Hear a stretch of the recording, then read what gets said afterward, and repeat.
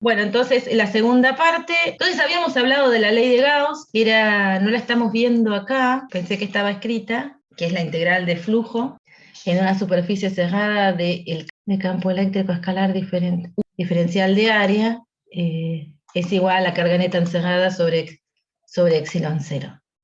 Entonces, la primera pregunta es, ¿cuánto vale el flujo neto a través de las superficies cerradas representadas en la figura? Lo que ustedes se pueden imaginar acá es que estas líneas negras son como un corte transversal. Por ejemplo, esto podría ser una superficie tipo una tostada, la negrita. ¿Esto qué te gustaría que fuera? ¿Una media luna? Estoy pensando en desayunos. Y bueno, esta ya no sé qué podría ser.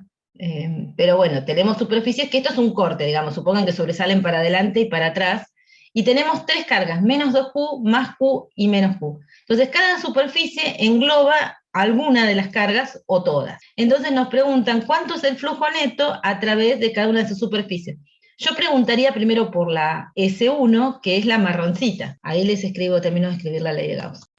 Recuerden lo que habíamos dicho, ¿no? De la ley de Gauss, es el ¿Serían flujo cerradas esas? sobre una superficie cerrada. Claro, ahí te lo dice en la pregunta, ¿no? Entonces, la marroncita, a través de superficies cerradas. Eso es como un corte. Es algo que se ve el borde del corte, ¿no? Como cuando dibujamos esferas, viste que dibujamos un círculo porque estamos viendo un corte de la esfera. Claro, nosotros decimos superficies cerradas, pero cuando dibujamos en la hoja no dibujamos la superficie, dibujamos solo como el contorno, digamos, el borde de esa superficie, ¿está bien? Eso a veces lo suele confundir, ¿no? Entre círculos y cilindros dibujamos de frente y se marean. Claro, Bueno, claro. después no entendemos por qué lo resuelven como un círculo cuando era un cilindro, adivina, ¿no? Pero bueno, acá supónganse que es algo que estamos viendo, el contorno, o sea, la parte de la superficie que estaría sobre la pantalla, hace un corte sobre la pantalla, y después más superficie por atrás y más superficie hacia adelante. Y la pregunta sería, ¿cuánta carga encierra la superficie esa marrón? Porque tenemos que saber cuánto vale el flujo. Menos 2Q más Q sobre... Menos 2Q más Q nos da menos Q.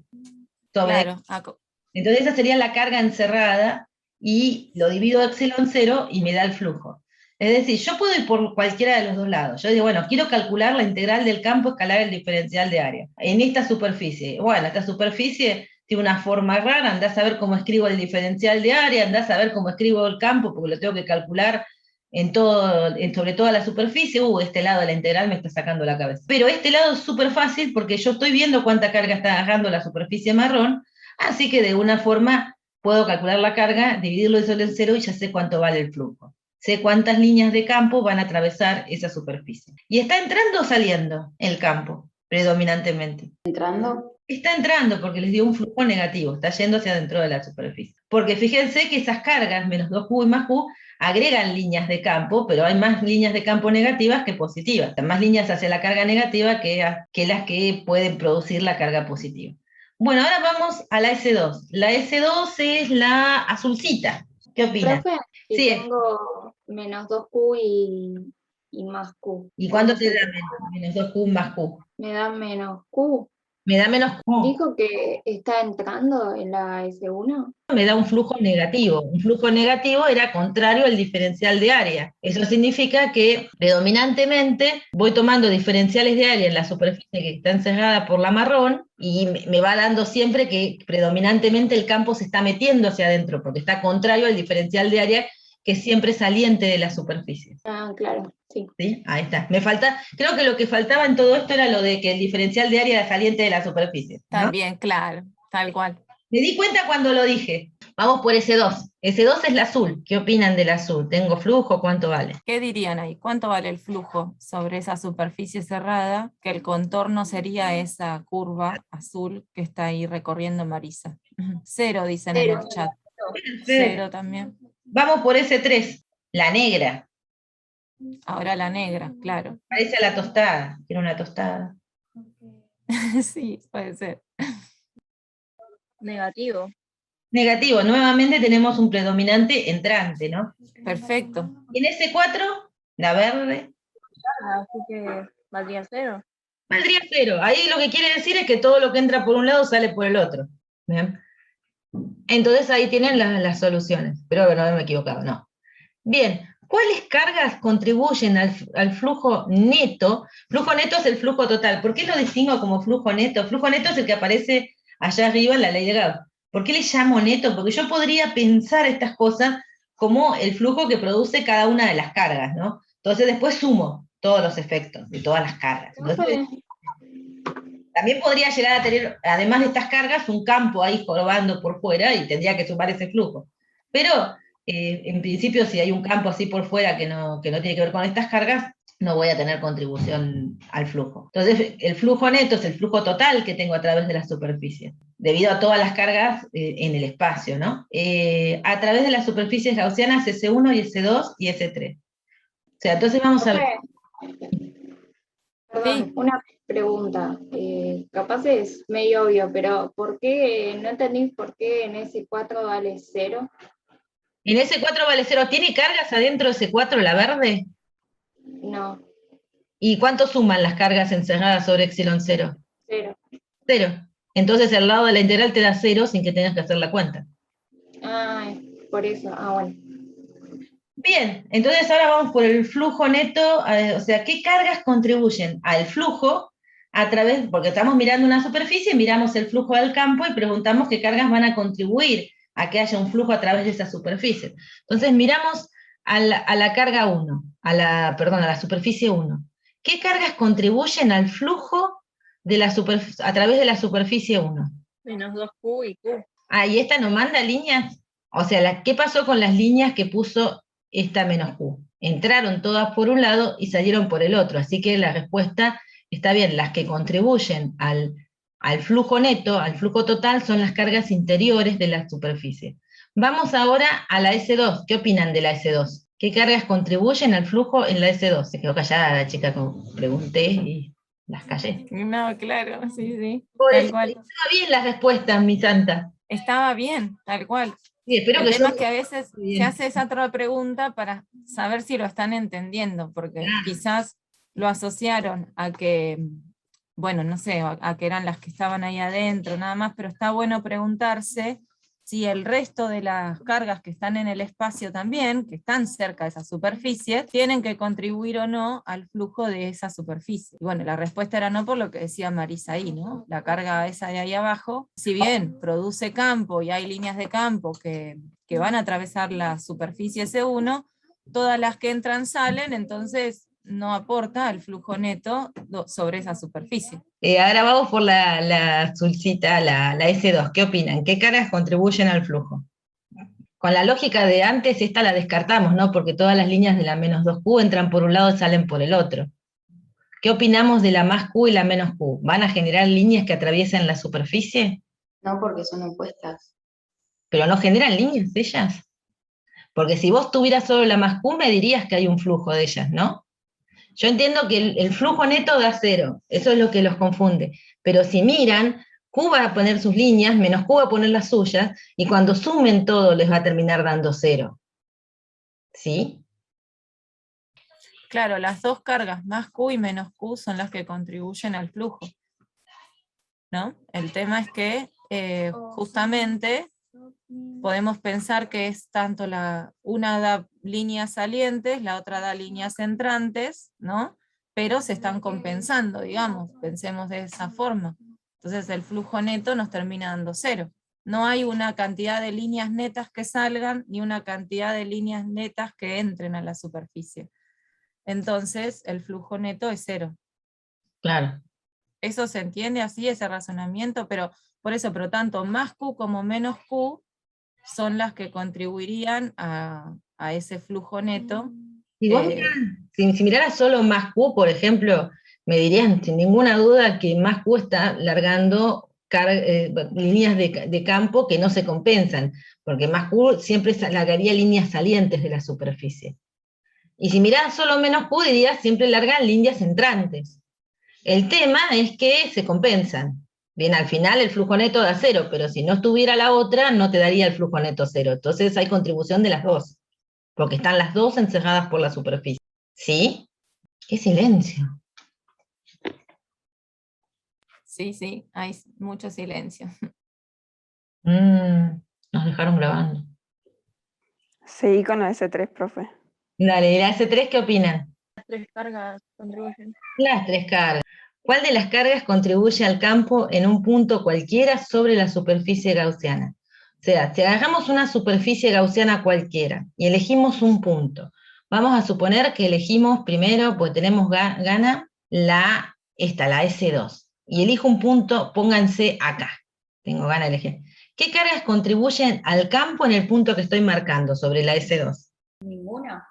¿No generan campo ahí la menos Q, la más Q y la menos 2Q? Si no estuvieran esas líneas, imagina las superficies. Ven, estamos todos de acuerdo que esas superficies imaginarias que estoy dibujando el contorno son imaginarias, no existen, no están ahí.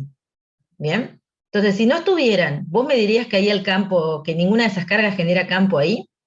Sí, genera. Claro, las 3 generan ahí. ¿Sí? Sí. Claro. Y vamos, por ejemplo, a un punto sobre la verde. ¿Qué me dirías? Ahí donde me apoyé recién. Sería lo mismo. Sería lo mismo, o sea, en cualquiera, me meto acá en este punto azul, y sobre el azul, si yo no miro las líneas esas que me imaginé, hay 3 cargas, estoy en un punto y tengo que calcular el campo, o sea, y hago superposición. ¿Estamos de acuerdo? O sea, cualquier punto sobre esa superficie, todas las cargas generan un campo. El campo que aparece del lado de la integral, de la ley de Gauss, la integral de E, ese E es el campo generado por todas las cargas que tienen en el espacio.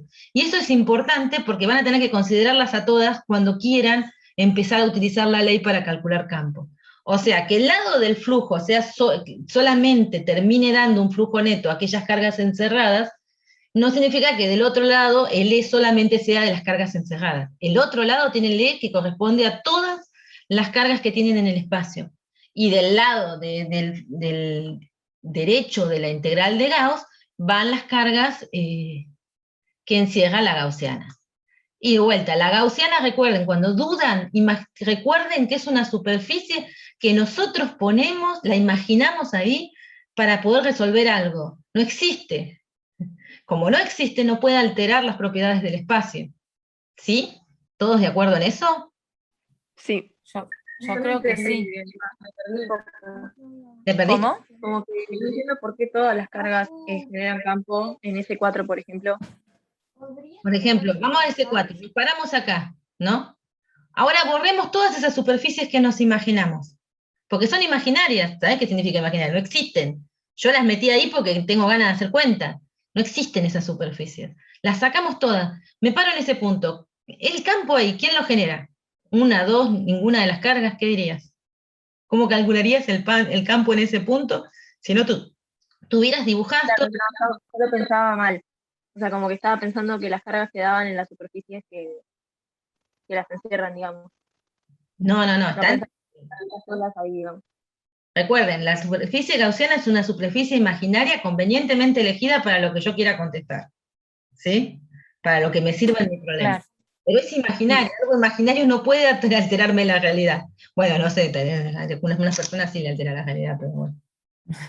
No, pero lo que sucede es que las cargas están ubicadas en determinado lugar, ¿sí? En determinados puntos, y nos elegimos, en este caso, para estas situaciones, algunas superficies que pueden o no incluir esas cargas. Bien. Pero lo importante de acá es que el campo eléctrico generado en cualquier punto del espacio tiene contribución de todas las cargas que tengamos en esa región del espacio. Lo mismo que veníamos trabajando desde el principio, ¿está bien? Lo único que estamos cambiando acá un poco es, después cuando vemos la ley de Gauss, analizábamos el flujo. Ahí para el flujo, bueno, por ahí tenemos que tener más cuidado. Pero el campo eléctrico sigue siendo lo mismo que siempre. Cuando queremos calcular el flujo, sí tenemos que decir a través de qué.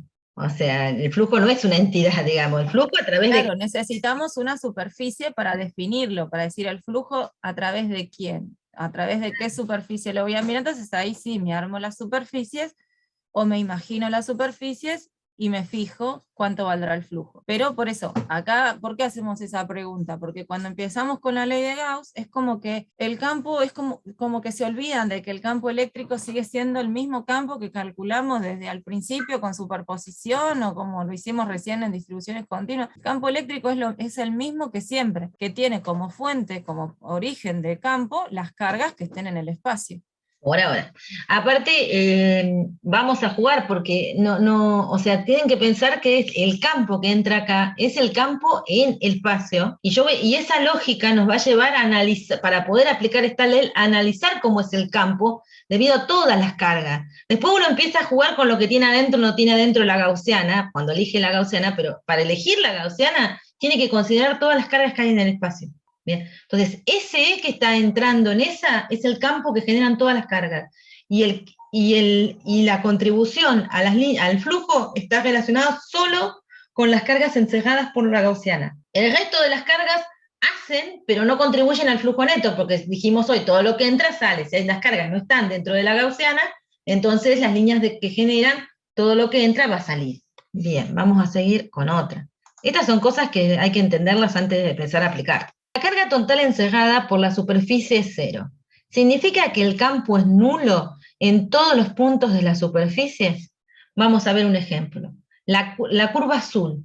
Estamos de acuerdo que la curva azul tiene una carga total encerrada igual a cero, ¿no? Porque encierra una más Q, una menos Q, sumo, la neta me da cero. Ahora, ustedes me podrían decir a partir de ese resultado que sobre todos los puntos de esa superficie que está dibujada a través de este contorno, ¿pueden asegurar que el campo es cero? No, lo que es cero es el flujo. Lo que es cero es el flujo, no pueden asegurar que el campo es cero. Idénticamente acá en la verde. No pueden decir el campo será lo que tenga que valer, lo único que saben es que lo que entra sale. Bien, lo inverso es cierto, si el campo es cero en todos los puntos de la superficie, ¿la carga neta encerrada es cero? Es decir, que podemos mirar acá y decir, si yo estoy segura que no es este caso, sino que en todos los puntos que voy a dibujar mi gaussiana tengo un campo nulo, entonces pongo un vector nulo acá. ¿Eso me va a llevar necesariamente que la carga encerrada sea cero? Sí, porque no entra ni sale nada, como veníamos diciendo. Claro, entonces si esto te da cero, no hay flujo entrante ni saliente, entonces tiene que dar. Entonces lo inverso sí es cierto, ¿sí? El campo es cero, entonces la carga neta es cero. Bueno, y acá tienen un ejemplito que tiene muchas superficies, este está sacado de uno de los libros que le dejé, que es como siempre el dipolo, porque ¿qué otra cosa que podemos considerar que no sea un dipolo, ¿no es cierto, Flavita? No sé, estábamos ya hasta acá. Si no se aprenden el dipolo con todas las veces que lo vimos ya. Chicos, no quiero que duden, porque los mato, mira. Bueno, fíjense, acá está más tridimensional la cosa, parece más tridimensional, ¿no es cierto? Está así confundido. Sí, como que parece una papa violeta, pero no, una cosa así sería. Un maní también podría ser. Bueno, la papa de Flavia, que es la violeta, ¿cuánto es el flujo neto a través de esta superficie? Que sería la que limita la papa violeta. Vamos a la ley de Gauss y sumamos cargas. ¿Cuánto nos daría el flujo neto? Cero. Cero. Muy Y acá, bien. en este dibujito es claro que el campo no es cero sobre la superficie, ¿lo ven? Sino que está saliendo por un lado y entrando por el otro, de modo que cuando suman las dos contribuciones da cero. Acá tienen otras superficies gaussianas que solamente agarran a una de las cargas, por ejemplo la celestita agarra a la carga negativa, entonces tiene un flujo neto negativo y se ven las líneas, o sea, pues les daría menos Q sobre epsilon 0 y se ven las líneas entrantes, y acá tienen una rosaria, no sé esto qué color es, salmón, una salmón para la carga positiva, y tienen, fíjense, las líneas de campo son salientes y tienen un flujo neto que es más Q sobre epsilon 0 que es saliente. Y acá tienen una que parece, no sé, esto ya un maní, no sé, esta chiquitita de acá, una salchicha parece. La salchicha amarilla, que si ven, todas las líneas están atravesándolas, y como no encierra carga, da cero. O sea, acá tienen un ejemplo más, un poquito más concreto que los dibujos que teníamos arriba. Bueno, lo que nos queda para poder empezar a resolver cosas es hablar de medios materiales, pero en particular de conductores. Los otros medios materiales que vamos a ver, los aislantes, los vamos a caracterizar mejor en la clase que sigue, pero por ahora vamos a distinguir un material conductor y un material aislante. O sea, un material conductor básicamente tienes cargas libres capaces de moverse.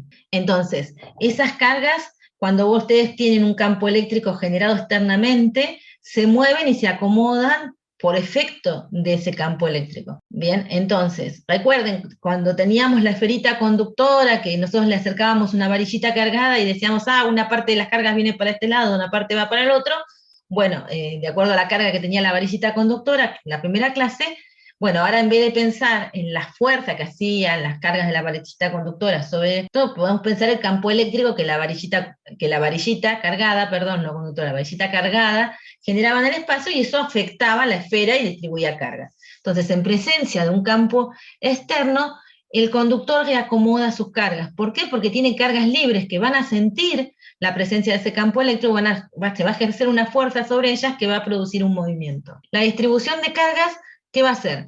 Que se van a ir acomodando de modo que va a generar un campo eléctrico que lo podemos llamar inducido en el interior del conductor. Entonces, fíjense, acá apareció. Esto, supónganse que es una plaquita conductora, una chapita.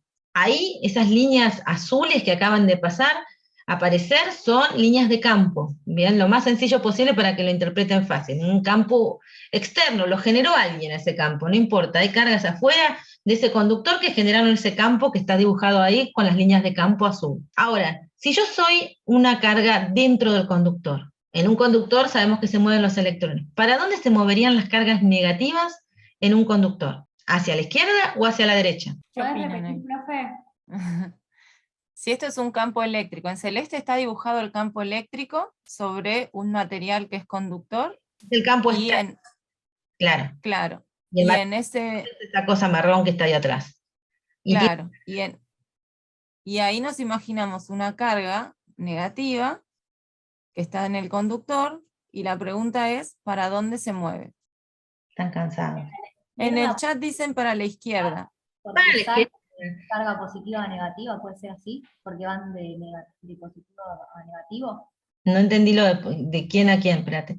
Carga negativa, ¿hacia dónde? Por ejemplo, si las líneas de campo van desde lo positivo a lo negativo, y tengo cargas negativas en el conductor, entonces se atraen y va hacia la izquierda. Bueno, si querés lo puedes pensar así. Dale. También se puede pensar así. También se puede pensar con la fuerza que aparece sobre esa carga, ¿no? Si es una carga negativa, la fuerza iba a ser, bueno, la fuerza siempre va a ser la carga por el campo, pero al ser una carga negativa, la fuerza te queda en sentido opuesto al campo. ¿Sí? ¿No? Entonces van a venir cargas negativas a la izquierda y el mismo razonamiento, pero invertido, digamos, si ponemos cargas positivas, van a irse hacia la derecha. En realidad lo que pasa dentro de los conductores es que tienen cargas capaces de moverse, que son electrones que se van a mover hacia la izquierda, entonces van a dejar un defecto de electrones, va a haber falta de electrones en la derecha, o sea que va a quedar negativa a la izquierda y positiva a la derecha. Eso va a terminar generando un campo inducido al revés, porque si las cargas negativas se vienen para la izquierda y las positivas hacia la derecha, entonces el campo que se genera producto de esa distribución de carga tiene que ir al revés. ¿Estamos de acuerdo que va a ocurrir eso? Ahí le dibujé las cargas. ¿Se ve que eso sucede en el material? Dijimos que la placa de la parte más de la derecha queda cargado positivamente y la parte de la izquierda quedaría cargada negativamente. Y pensando que el campo eléctrico es saliente de lo positivo y entrante al negativo, quedaría ese campo inducido. ¿Está bien? Tomando la idea de una de sus compañeras de recién, podemos pensarlo así.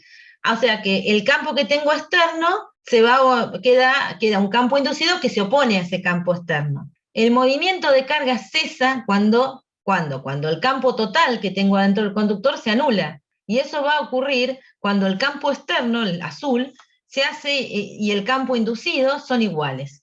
Es decir, cuando yo me paro en cualquier punto dentro del conductor, tengo que sumar, el campo ahí va a ser el total, va a ser el que apliqué desde afuera y el que se generó porque se acomodaron las cargas. Entonces, cuando sumo esos dos campos, si eso me da distinto de cero, o sea, obviamente el campo inducido nunca va a ser mayor que el campo aplicado, ¿bien? Entonces, mientras se van acomodando las cargas, el campo inducido va creciendo, porque va a haber cada vez más cargas negativas de un lado, cada vez más positivas del otro, va a ir creciendo. Y a medida que ese campo inducido va creciendo, cuando uno, como está opuesto al externo, cuando lo sumo al externo, me va a ir haciendo que el campo total dentro del conductor se vaya haciendo cada vez más pequeño.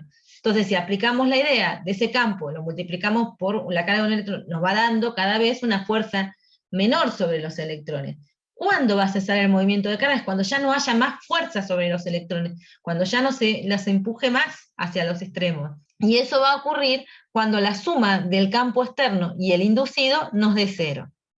Ese momento, cuando las cargas quedan acomodadas así y ya no hay más movimiento de cargas, es lo que llamamos equilibrio electrostático. O sea, nosotros hablamos en una de las clases de que cuando uno acercaba cosas, las cargas se movían, y dijimos, bueno, no, pero nosotros nos preocupamos cuando ya están quietas, cuando terminó todo. Entonces acá, cuando uno aplicó el campo externo, empezó el movimiento de cargas hasta que se acomodaron cargas de un lado y del otro de la superficie del conductor, y en un momento el campo que esas generan, las que se fueron acomodando por culpa del campo externo, se hace igual al campo externo. Entonces, listo, como se oponía, se suman los dos, da cero, se detuvo el movimiento de cargas, se alcanzó el equilibrio electrostático. Bueno, esto, esperen, antes de que avance, ¿esto más o menos lo pudieron entender? En el chat dicen que sí. Buenísimo. Las cargas libres están presentes aún en el estado neutro. Recuerden que el estado neutro del conductor significaría que yo tengo la misma cantidad de cargas positivas que negativas. Entonces, por ejemplo, un pedacito de chapa, yo diría, la voy a mirar y no está cargada, está ahí, el pedacito de chapa tiene la misma cantidad de cargas positivas que negativas. Si yo, por ejemplo, voy a tomar, no sé, un cable que está enchufado, bueno, ahí ya vamos a ver que van a salir cargas, o sea, puede ser que yo puedo cargar una superficie o algo con cargas en exceso. Pero en estado neutro significa que tengo la misma cantidad de cargas positivas que negativas. Pero los conductores, las cargas pueden moverse aunque estén neutros. O sea, yo tengo una cantidad de cargas que llaman cargas de conducción, después vamos a ver bien cómo se modela eso. Esas cargas existen. Puedo tener la misma cantidad, son los electrones, digamos, que tienen la posibilidad de moverse a través del material. Y dejar a los átomos con un defecto de electrones. Los átomos que forman el material quedan con un defecto de electrones. Entonces, esos electrones existen, son muchos, se llaman electrones de conducción, y son capaces de moverse a través del material. Entonces, las cargas capaces de moverse existen en un conductor, aunque no tenga cargas en exceso, aunque yo no lo haya cargado. Entonces yo agarro una plaquita metálica y le aplico un campo, o sea, llego y le pongo un campo en la región, y esto se va a producir siempre tenga yo más cargas positivas o sea, haya perdido electrones el material, haya ganado electrones, o esté neutro, tenga la misma cantidad de electrones que de protones. Si el campo eléctrico es cero dentro del conductor, o sea, si alcanzamos el equilibrio electrostático, la suma de este campo inducido y el externo me va a dar cero. Si el campo es cero y yo voy a calcular el flujo, con la expresión que teníamos hoy, la integral del campo escalar el diferencial de área, en cualquier superficie gaussiana que elija en el interior, elijo acá un cubito en el interior, y quiero calcular el flujo, no importa, un círculo, una esfera, lo que ustedes quieran, lo metemos allá dentro del conductor, y le quiero calcular el flujo a través de esa superficie cerrada que está dentro del conductor, como el campo se va a anular, y si el campo producido por todas las cargas, por eso era tan importante que supieran hace un rato que eran todas, es el campo ese, el azul, el que genera las cargas externas, y es el campo rojito, el que generan las distribuciones producto de que es un conductor. Ese campo es nulo dentro del conductor, entonces meto ese campo nulo en la ley de Gauss, porque tengo que meter el campo total, que está atravesando mi superficie gaussiana. Cuando hago eso, como es cero, mi integral de flujo al lado de la integral me da cero porque el campo es cero. Entonces, si esa integral me da cero, dijimos hoy que el otro lado de la integral, la carga que encierra la superficie, tiene que ser cero. Entonces eso quiere decir que si yo ponía una superficie adentro del conductor, y hago toda esa cuenta, el flujo a través de una superficie dentro del conductor me tiene que dar cero, porque el campo en el interior es cero, y eso me lleva a que en esa superficie no puede contener carga. Ah, buenísimo, entonces hago una superficie que vaya todo por dentro del conductor, bien, y agarre todo el volumen del conductor, y eso me va, como el campo tiene que ser cero en el interior del conductor, el flujo me va a dar cero, y la carga neta encerrada por la gaussiana me tiene que dar cero. Entonces quiere decir que en el interior del conductor no puede haber cargas, tiene que estar, o sea, no puede haber excesos de cargas. Los excesos de carga van a la superficie del conductor, ¿sí? Que los excesos de carga van a superficie. Esto es algo súper importante de que lo tengan presente, y que, bueno, por ahí de haberlo seguido ahora capaz que no queda del todo claro, pero después cuando lo repasen, y bueno, ya sea que vean la grabación o lo lean del libro y lo vayan viendo, es un resultado que se va a usar muchas veces, y importante que lo tengan en cuenta, qué es lo que sucede con los conductores y los excesos de carga. Eso O está sea, bueno. lo que se mueve a la superficie siempre estamos hablando de lo que es las cargas libres. Sí, No es que, no es que dentro del conductor se queda sin cargas. No, Además que tal cual. están, o sea, neutras, por eso el campo es cero. claro. Claro, Y ahí exactamente. estos van a las superficies. Bien, pues ustedes tienen que pensar que si la gaussiana, si hubiese cargas adentro y pongo una gaussiana, voy a tener que tener un campo adentro. Y eso no puede ocurrir en el conductor. En equilibrio electrostático, bien, después vamos a ver cómo lo logramos meter un campo de adentro, pero en equilibrio electrostático no. O sea, con cargas cuando alcanzaron a quedarse quietas, ya no. En equilibrio electrostático, todo conductor es una región equipotencial. Si el campo eléctrico es nulo, ¿qué podríamos decir del potencial? ¿Se acuerdan que esa pregunta nos la hicimos, creo que en la clase pasada, que si teníamos un campo nulo, ¿qué pasaba con el potencial? Y teníamos que ver la expresión del gradiente, ¿bien? Y decir, bueno, Claro. es nulo, el gradiente es cero. Si el gradiente es cero, las derivadas potencial en las distintas coordenadas me dan cero. ¿Eso qué significa respecto del potencial? ¿Qué sería el potencial? Un Muy constante. bien, constante. Y una región donde el potencial es constante se llama equipotencial. Entonces el conductor es toda una región equipotencial. ¿Se acuerdan que yo les dije la otra vez, bueno, ahora nos vamos como superficies, pero después vamos a ver que también puede haber volúmenes? Bueno, acá tenemos el caso, el volumen de un conductor es una equipotencial. Todo el conductor tiene el mismo potencial. Y la justificación es esa, si el campo es nulo, el gradiente es nulo, o sea, las variaciones del potencial son cero, entonces la única opción es que el potencial sea una constante. Podría ser cero, uno podría elegirlo como referencia y ponerlo en cero, pero lo importante es que en forma más genérica uno dice que es una constante. Bueno, hay algo que no les voy a demostrar, o sea, en otros años lo he demostrado, pero ahora no puedo porque no llegamos, es que el campo eléctrico en la cavidad de un conductor, siempre que la misma, me faltan las comas, siempre que la misma, para el campo eléctrico es nulo en la cavidad de un conductor, siempre que en la misma no se ubiquen cargas. Es decir, si yo tengo un conductor hueco, el campo eléctrico dentro de ese conductor hueco es cero, y las cargas van a ir a la superficie externa del conductor, salvo que yo meta un objeto cargado adentro. Ahí ya cambié las condiciones. O sea, yo tengo, por ejemplo, una esfera, eso lo vamos a ver en un cosa las cuentas, por cuenta, y la esfera en realidad es un cascarón, tiene un espesor y adentro hay un gran agujero del cascarón ese. Y bueno, ahí, si yo no pongo nada, ningún objeto cargado en el interior, el campo va a ser nulo como si fuese la esfera maciza. Da lo mismo que esté hueco que sea macizo. Ahora, si yo pongo una carga, o sea, un objeto cargado en el interior de ese espacio, ya la historia es distinta. Ahí sí me va a dar que el campo en la cavidad no es cero. Pero eso es porque yo metí algo adentro, por eso hace esa salvedad. Si no hay nada adentro, el campo en la cavidad nos tiene que dar cero. Y eso es muy interesante porque cuando teníamos más tiempo lo charlábamos más, pero es un experimento que hacía Faraday en su momento cuando quería demostrar sus ideas, y se metía en jaulas gigantes no metálicas con instrumentos de medición, y producía grandes campos eléctricos, salían chispas por todos lados, bien de película de Frankenstein, y el tipo estaba ahí adentro midiendo, y si su teoría le fallaba, digamos, pero no falló, siguió contribuyendo a la física, porque el campo dentro de las cavidades de un conductor son cero. Entonces el tipo se metía dentro de esa jaula y era como la cavidad de un conductor. Y por eso ese efecto se llama efecto jaula de Faraday, o sea, la cavidad de un conductor vacía te protege de los campos externos, y es por lo que nos dicen que si caen rayos en la ruta, por ejemplo, o hay situaciones así de tormenta eléctrica, uno se tiene que quedar dentro del auto, porque el auto se comporta como una jaula de Faraday.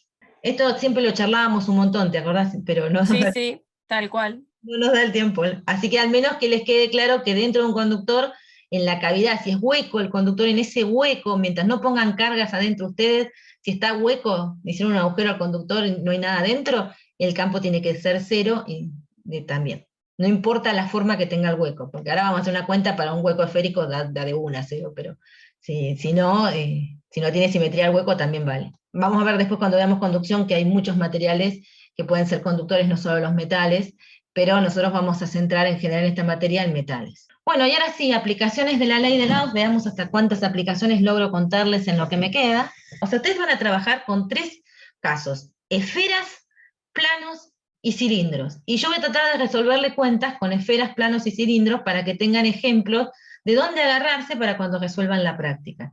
Entonces acá tenemos el caso que hay o sea, vamos a ver que tiene una alta simetría, ahora vamos a ver cómo analizamos esa simetría, y vamos a pensar en una esfera cargada. Pero esta esfera que está cargada, que es esta azul, que tiene un radio R, no tiene una densidad uniforme. Le puse una densidad que vale ρ0 por R.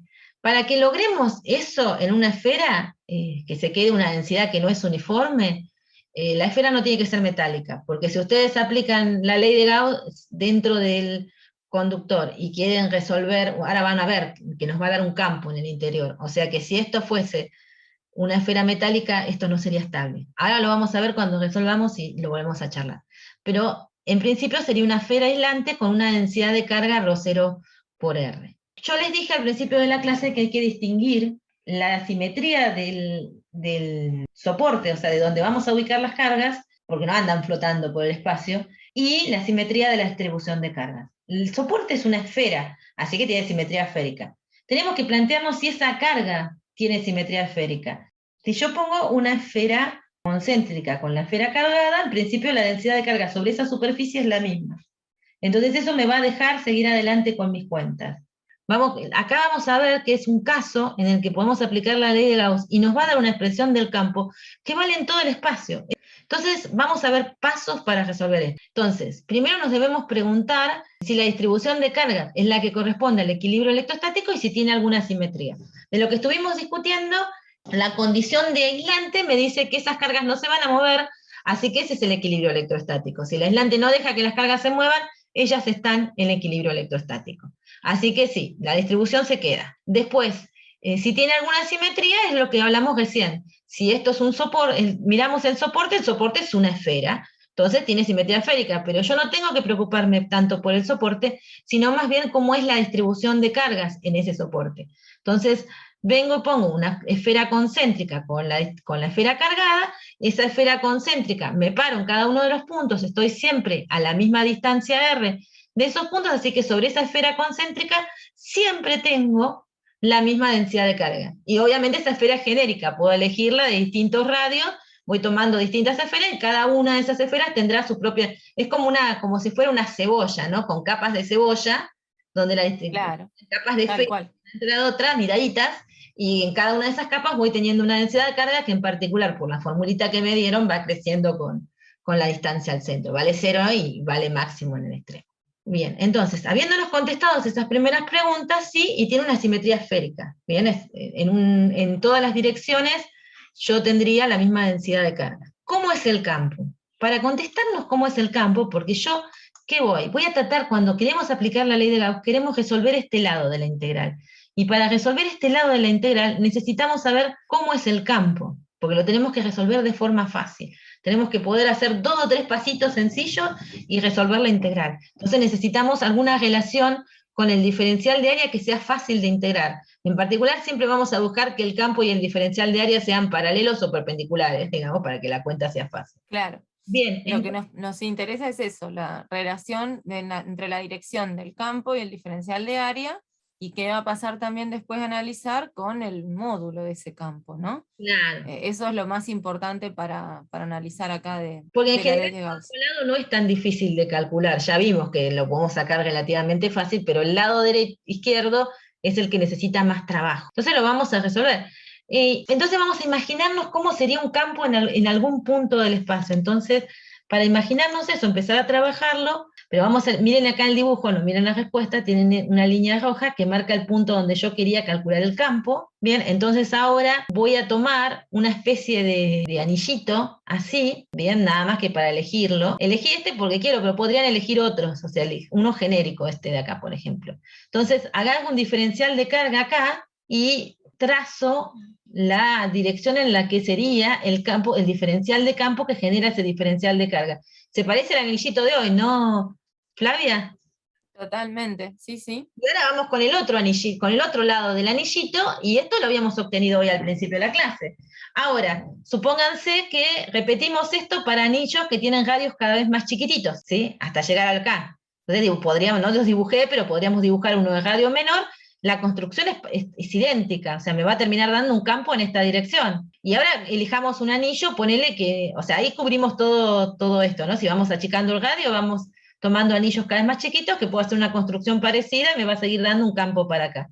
Y si este anillo grande lo corremos por un lado y después empezamos a achicar, hacemos la misma lógica y vamos a ir siguiendo a toda la esfera. Bien, podemos ir haciéndolo con toda la esfera. De hecho, esa es la forma en la que se resuelve cuando uno quiere resolver la integral, ¿no? Plantea un anillo, hace un disco y después suma discos. Cuando yo voy disminuyendo el radio para considerar más anillos, si los fuera sumando las contribuciones, armaría un disquito y después ese disquito hago la misma lógica, un poquito más acá, un poquito más allá, qué sé yo. La cuenta es bastante más engorrosa, ¿no? Pero acá lo único que me interesa hacer de esta construcción y de este dibujo es ver para dónde va a apuntar el campo. Y en conclusión, haga el anillo que haga, de esta forma para ir armando toda la esfera, me va a terminar dando todos esos anillos una construcción del campo que va en la dirección del radio. Por eso digo que el campo es radial, va en la dirección de R, y el siguiente paso que tengo es que yo esta construcción que hice acá, en realidad, si esto lo giro, me da lo mismo, para el lado que lo gire, el dibujito va a ser el mismo, así que por eso dice que es esféricamente simétrico, es decir, que para cualquier dirección en la que mire de la esfera, radialmente, me va a dar el mismo campo, o sea que sobre esferas concéntricas con la esfera cargada, yo tengo que tener el mismo campo sobre esa superficie, y me da radial. Y depende de R, eso lo vamos a ver, esta dependencia en R la vamos a sacar mejor cuando terminemos la cuenta, ¿no? Pero sigamos con la expresión. Esta última dependencia que dice acá la vamos a sacar en un ratito. Por ahora lo que sí tenemos es que el campo es en la dirección radial y que vale lo mismo para un mismo valor de R. Después vamos a ver que además va cambiando cuando cambiamos el R. ¿Cuál es la superficie gaussiana adecuada? ¿Qué superficie gaussiana? Ahora que sabemos que el campo va en la dirección radial y que si yo pongo, camino a través de una superficie concéntrica con la esfera cargada, sobre esa superficie concéntrica esférica, yo tengo el mismo valor de campo en cada uno de los puntos de esa superficie que me imagino. ¿Cuál sería la gaussiana adecuada para poder calcular el campo ahí? O sea, quiero una que me sea fácil hacer la cuenta del producto escalar entre E diferencial de A. O sea que necesitaría una superficie tenemos que elegir ahora, porque en el chat pusieron 2πr y preguntan. Eso ¿qué superficie, qué forma tendría la superficie? Eso estamos preguntando. ¿Qué forma tendría esta superficie que nos facilitaría la cuenta? ¿Un cascarón? Dicen en el chat. Vamos bien, un cascarón que es esférico, cilíndrico. Claro, cascarón hay que definirlo cómo es, qué forma tiene. Lo queremos cascarón seguro porque es una superficie gaussiana. Ahora nos falta saber si esférico, dicen. Un cascarón esférico centrado en la esfera, ¿no? En el mismo centro que tenemos la esfera. Entonces, esfera concéntrica con la esfera cargada. Tiene la misma simetría. Entonces, acá sería, esfera concéntrica sería cascarón, ¿no? Claro, tal cual. Y si quieren le ponemos superficie de una esfera. Superficie, vamos a agregar, de una esfera concéntrica con la esfera cargada. El diferencial de área de esa superficie esférica está en la dirección radial y vale diferencial de A. ¿Estamos de acuerdo con eso? O sea, si yo pongo una esfera concéntrica con esta esfera cargada, el diferencial de área, ¿se acuerdan que tiene que ser un vector que vale módulo diferencial de área y dirección es la dirección perpendicular a la superficie y sentido saliente? Por eso una esfera concéntrica con la esfera cargada tiene la perpendicular a la esfera es la dirección radial y la dirección saliente obviamente es en la dirección radial. Entonces ese es el diferencial de área. Cuando vamos a reescribir el integrando, tenemos que hacer escalar diferencial de área. Pero yo dije que está en la dirección radial. Y diferencial de área dije que está en la dirección radial. Así que si quieren pueden pensarlo así. Entonces R escalar R, digamos, nos da 1. O sea, el ángulo que forman E y el diferencial de área, 0, o sea que si lo quieren pensar como un producto escalar, como el módulo del campo, el módulo del diferencial de área, el coseno del ángulo comprendido, como son paralelos, les da el ángulo 0 y el coseno les da 1. Entonces eso les queda E por A. Entonces cuando van a reemplazar en la integral, este producto escalar se puso como un producto de los módulos. Pero cuando yo voy a integrar sobre el diferencial de área, una de las cosas que dijimos cuando elegimos la gaussiana es que sobre esa gaussiana esférica el campo valía lo mismo, solo dependía o sea, yo me muevo por ahí y me da el mismo valor. Así que lo puedo sacar de la integral, o sea, sobre esa superficie el campo no cambia. Entonces me queda integrar solo el diferencial de área que nos da 4pi r cuadrado. Entonces el lado más feo de la integral para este caso nos dio 4pi r cuadrado por e. Y usando la ley de Gauss, reemplazando esa integral en esta expresión que tenemos acá, esta expresión me tiene que dar Q encerrado sobre epsilon. Entonces, la pregunta es, ¿cuál es la carga encerrada por la superficie gaussiana? Y la respuesta va a tener que ver con que si la superficie gaussiana es más chica que la superficie de la esfera o es más grande. Entonces, avanzamos acá. Entonces, si la superficie gaussiana es más chica, fíjense que tiene que aparecer el dibujo, o había un dibujo en algún momento. Ahí la tienen, Ahí está. ahí tienen dibujado la superficie gaussiana que corresponde a un radio R de la gaussiana que es más chico que el radio R mayúscula de la esfera. Entonces miramos las expresiones de arriba y lo que nos tenemos que preguntar es ¿cuánta carga encierra esta gaussiana? Y esta es la parte más difícil de este problema, ¿no es cierto? Porque Sí, tal cual. El otro lo resolvemos siempre igual, pero esta parte es la que más hay que pensar. Entonces, fíjense, yo tengo que calcular la carga encerrada. La densidad de carga me la habían dicho que era ρ0 por R. Le pongo una prima porque como R es el radio de la gaussiana no me quiero marear, nada más. Entonces, pero tengo que escribir el diferencial de volumen de la gaussiana. ¿Por qué? Porque yo tengo que integrar toda la carguita que está metida dentro de esa superficie punteada. Para calcular el diferencial de volumen de una esfera, lo que tienen que hacer es tomar el volumen de una esfera y diferenciarlo. ¿Sí? ¿Se acuerdan cuánto vale el volumen de una esfera? Les doy una ayudita. 4/3 de pi por r cubo, ¿les suena? Una cosa para recordar es, igual ahora los vamos a pasar por todos, pero tienen que acordarse el volumen de las esferas y los volúmenes de los cilindros. Eso, si no se acuerdan de allá de la primaria, van y los buscan y se los dan. Volúmenes y áreas, ¿no es cierto? Las dos cosas necesitamos. Porque si no, se les va a complicar, digamos, porque van a hacer mal las cuentas porque no saben calcular. El volumen de una esfera es 4/3 de pi por, vamos a poner que es la gaussiana, por el radio al cubo. ¿Bien? Entonces, si ustedes saben que solamente están variando el radio, pueden diferenciar este volumen para sacar una dependencia con el radio del diferencial de volumen. Si no, tienen que usar coordenadas esféricas, pero para lo que hacemos nosotros normalmente no necesitan usar las coordenadas esféricas para hacer la cuenta del diferencial de volumen, porque no les damos variaciones angulares. 4pi, cuando derivan el r cubo, sale un 3 que se simplifica con el 3 de abajo, les queda un r cuadrado, diferencial de r. Bien, que esto básicamente sería el área de una esfera por el diferencial de r que les da el espesor, y cuando vamos dando el espesor terminamos construyendo un volumen. Eso es lo que les aparece acá, fíjense, les aparece 4pi, r' cuadrado, diferencial de r'. Recuerden que puse los prima para no confundirme con el límite de integración que es el radio de la gaussiana. Bueno, y esta integral no es muy difícil de hacer. Fíjense, el 4pi lo podemos sacar, tenemos un r' al cubo, que la integral nos da r cuarta sobre 4, por eso nos fue el 4. Y lo tengo que evaluar entre 0, que nos da 0, y r. Entonces, acá tenemos la carga que encierra una gaussiana de radio r chiquita, bien, la que encerró esta gaussiana, que es un valor genérico, o sea, yo le doy el valor de radio para determinar el campo en el punto. Por ejemplo, acá, y si yo quiero otro radio, determinaré el campo en otra esfera concéntrica con el otro valor de radio. Reemplazo en 1, entonces vengo y pongo la carga encerrada ahí, acomodo la expresión, o sea, simplifico el r a la cuarta con este r cuadrado, un pi, no sé qué, y me queda la expresión del campo de una esfera que tiene esa densidad de carga, ¿bien? Bueno, lo interesante es que acá no se termina la cosa, porque acá llegamos al módulo. Entonces el siguiente paso es que nosotros hicimos asunciones para resolver la integral. ¿Qué asunciones? Miramos cómo podía llegar a ser el campo, y dijimos que era radial. Entonces, si yo hice esa asunción, dije que iba en la dirección del radio, el paso final es decir que para las distancias al centro de la esfera menores que el radio de la esfera, o sea, dentro de la esfera, el campo tiene una dependencia con la distancia al centro y está en la dirección radial. O sea, tengo que terminar escribiéndolo como un vector. El otro paso es si R es mayor al radio de la esfera, es decir, estoy en la curvita esa punteada blanca que tengo acá, ¿bien? Entonces este R, que es el R de la gaussiana, así que lo vamos a seguir llamando R chiquito, es ahora hasta una superficie que está por fuera de la esfera.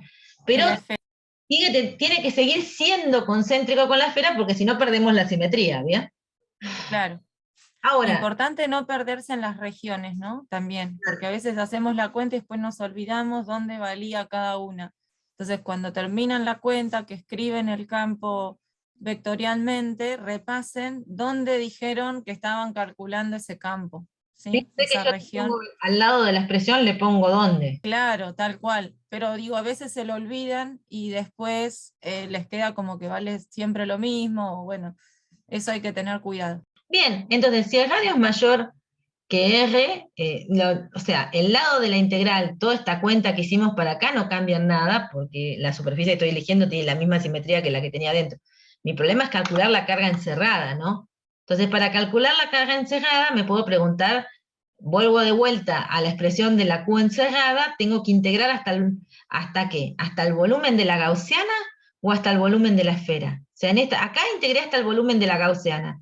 Si vuelvo a calcular la carga encerrada, integro la densidad de carga hasta el volumen de la gaussiana, que serían las liñitas punteadas blancas, o hasta donde llega la esfera azul. Hasta la esfera cargada, hasta R sería. Claro, porque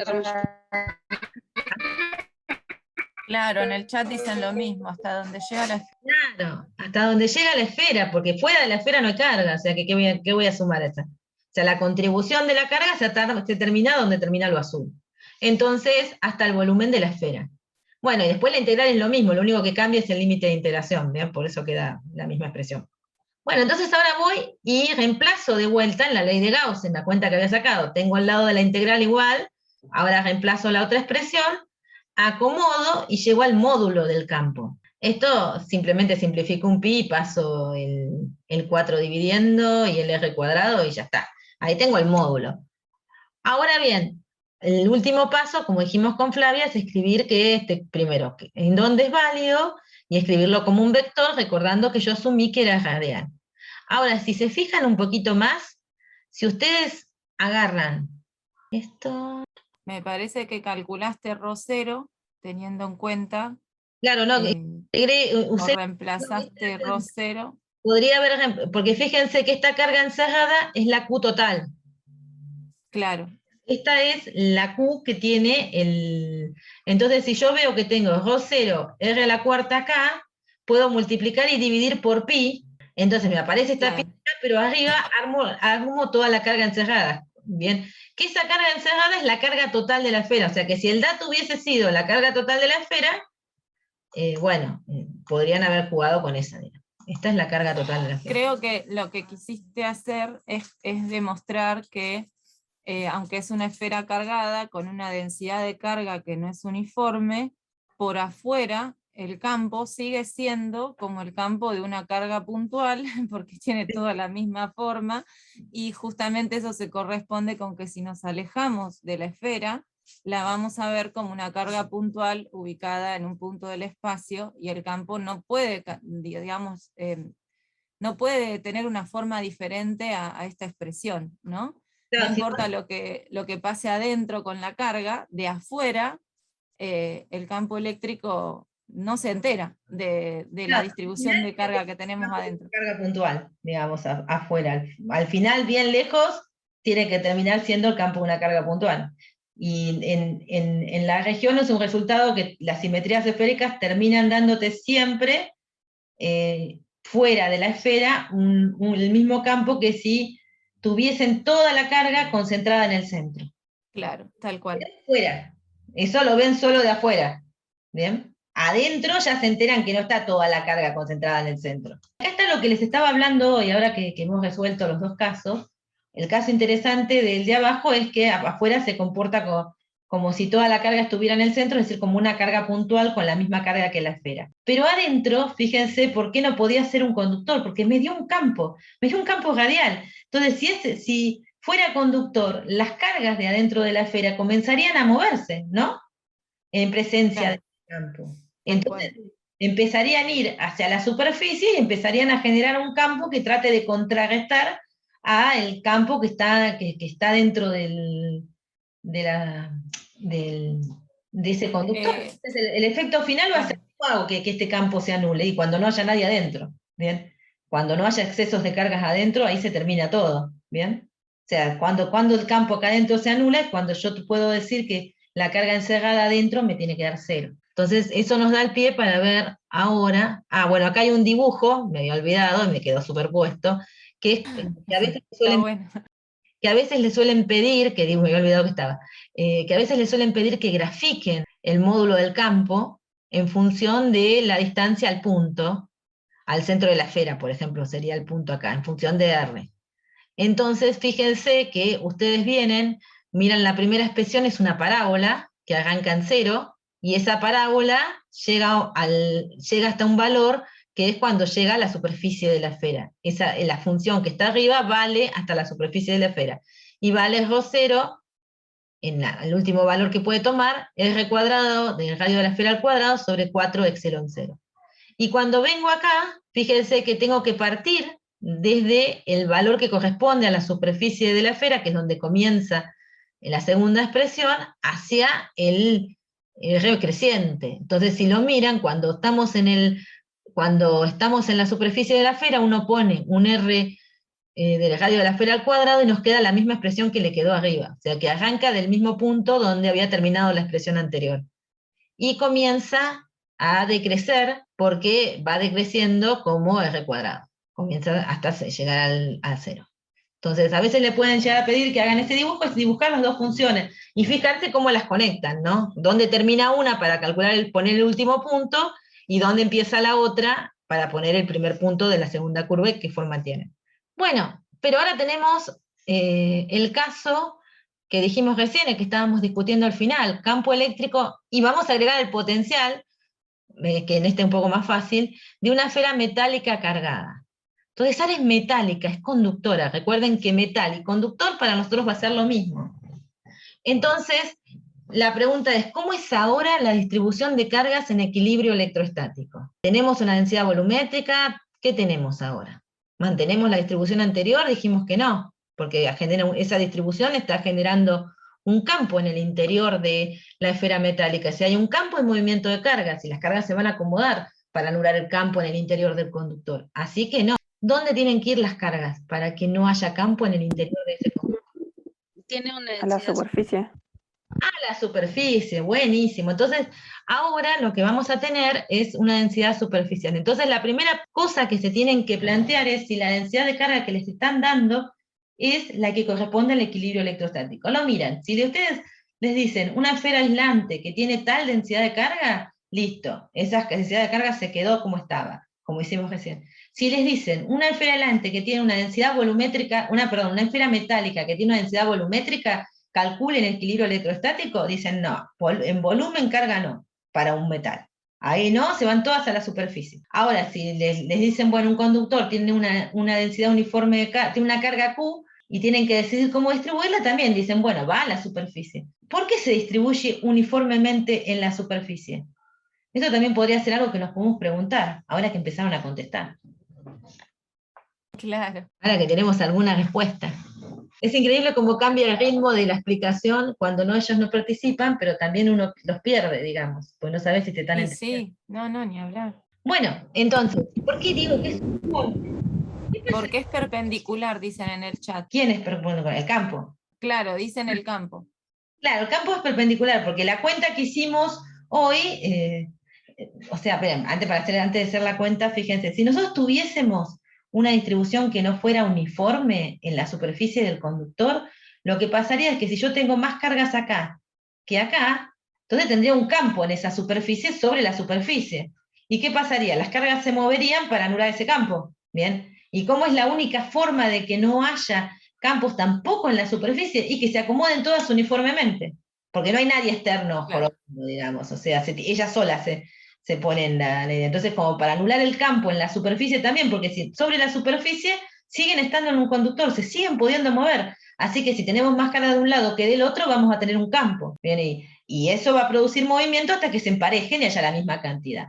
Y la otra es pensarlo más con los dedos, que decir, bueno, esto todo supónganse es carga positiva, entonces las cargas positivas entre ellas se repelen, y cuando se repelen, y van a querer estar lo más lejos posibles entre ellas, ¿no? Si no hacemos nada para evitarlo. Entonces, como estamos haciendo nada para evitarlos, ellas se van a ir a la superficie externa y se van a distribuir uniformemente para estar todas lo más lejos que puedan dentro de lo que les permiten sus vecinas, que tampoco las quieren, ¿sí? Esa sería la interpretación con los dedos. La otra Claro.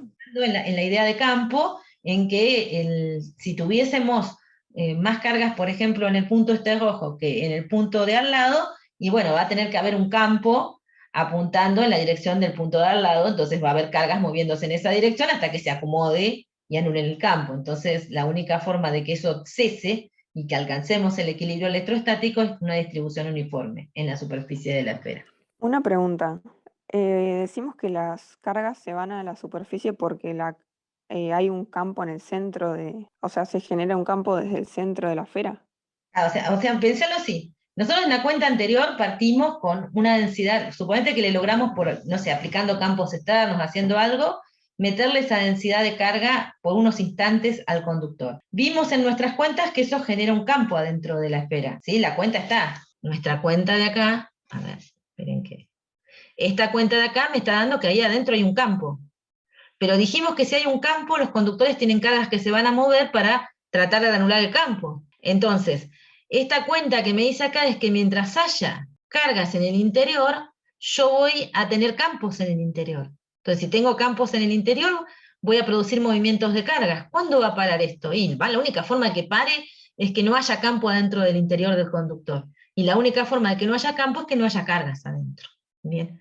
Entonces, ¿qué pasa? Dice, bueno, todas las cargas que puse al final, originalmente las había acomodado así, pero se tienen que ir a la superficie, porque si yo dejo cargas en el interior, puedo resolver y ver que va a haber un campo en ese interior y eso me va a producir un movimiento de cargas tendiendo a contar. La otra es, si yo te pongo esta gaussiana negrita y dejo cargas adentro, estamos de acuerdo que va a haber líneas de campo salientes, ¿sí? Si yo mantengo cargas acá, o sea que voy a tener líneas de campo, voy a tener un campo, ¿y qué va a pasar?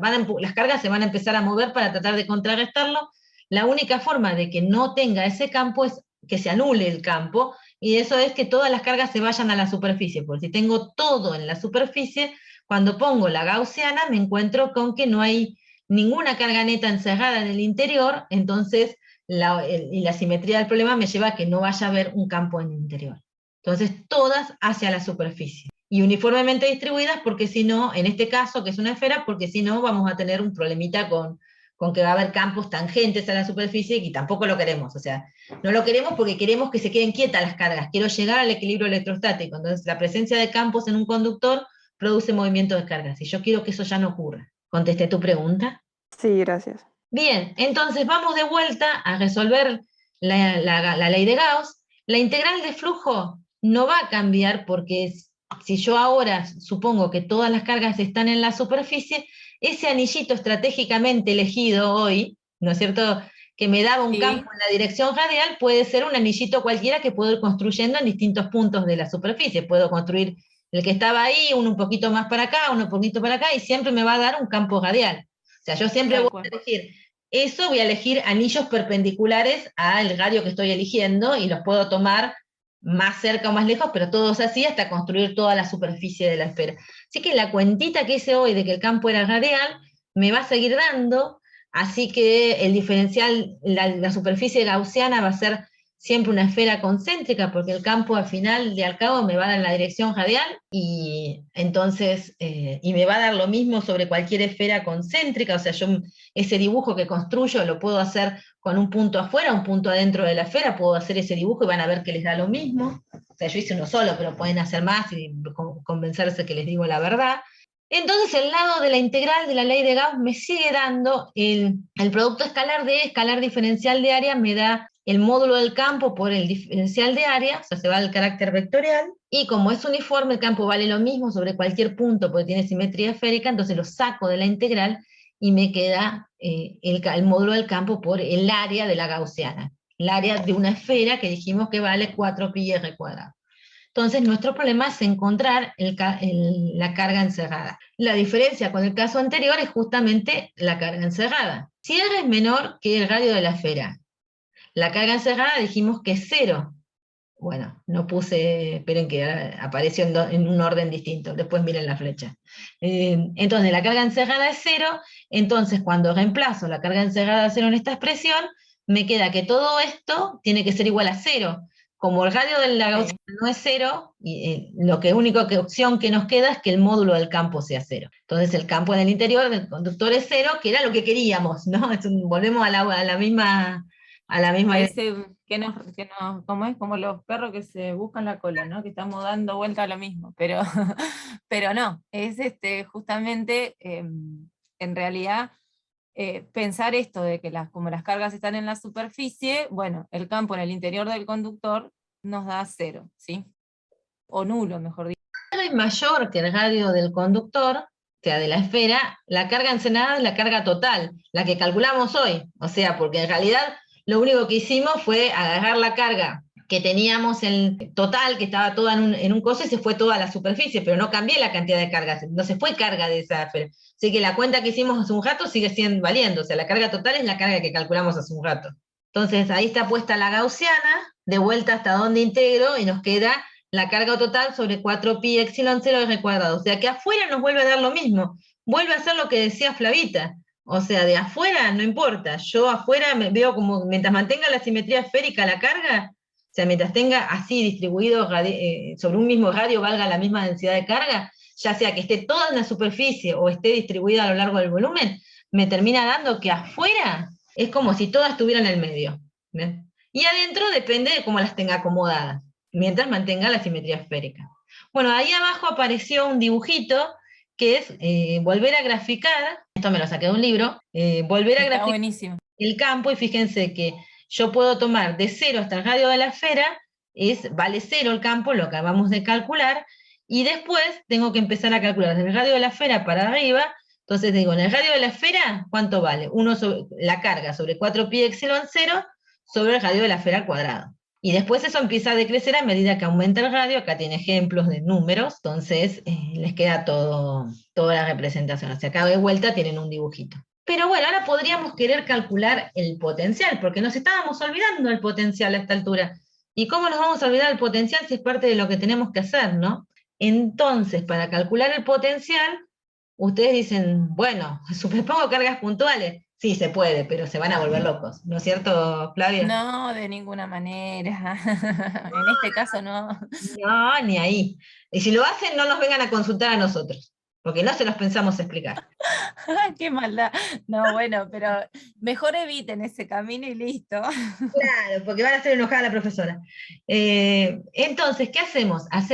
Tenemos que resolver la diferencia de potencial entre dos puntos, tomando un punto como valor de referencia. Entonces, si yo quiero calcular el potencial, yo tendría que hacer la diferencia de potencial entre un punto R y el valor de referencia. Y eso lo voy a hacer usando la otra forma de relacionar, o sea, en vez de la del gradiente, que era ir del potencial hacia el campo, vamos a ir del campo hacia el potencial, entonces voy a usar la forma integral, que es menos la integral entre un valor y otro del campo escalar diferencial de L. Y como esto es una esfera, y vale que si me alejo mucho el potencial se va a ir a 0, porque al final, muy lejos, ya vimos que es una carga puntual, para nosotros muy lejos, al final la esfera parece un punto, entonces puedo elegir el potencial en el infinito igual a 0. Esa es nuestra referencia. Entonces, bueno, acá ya hice la cuenta muy rápido, pero si yo estoy eligiendo el potencial en el infinito igual a 0, quiere decir que esta cuenta primero la voy a hacer afuera de la esfera,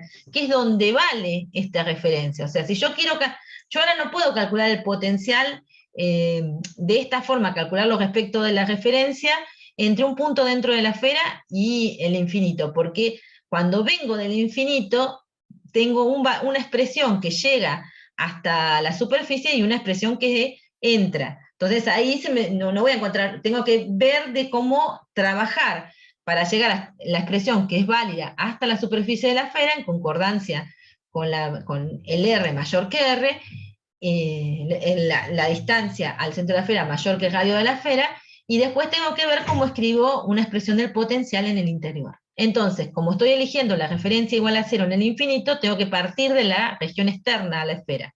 Entonces, uso la expresión que corresponde a la región externa de la esfera, la pongo acá. Y esta cuenta ya la hicimos, porque es casi la cuenta que hicimos cuando integramos el potencial de una carga puntual, que nos da U sobre 4pi epsilon 0 R, la evaluamos entre el infinito y un valor R de una distancia R al centro de la esfera, y el valor de referencia es 0. Entonces ahí tengo el potencial de esta esfera afuera. Bueno, tengo que seguir un poco más. Yo tengo que pedir que el potencial sea continuo, que la función, cuando yo atraviese la superficie de la esfera, valga tanto de un lado como del otro el mismo valor. Entonces puedo ir a calcular, a usar la misma lógica de B menos B de referencia igual a menos la integral del campo escalar diferencial de L para el interior de la esfera, pero entonces no puedo decir, bueno, listo, buenísimo, la referencia es B en el infinito igual a 0, porque la expresión que voy a usar ahora no es la que corresponde al infinito, sino la que está acá adentro. Entonces, ¿qué número de referencia tomo?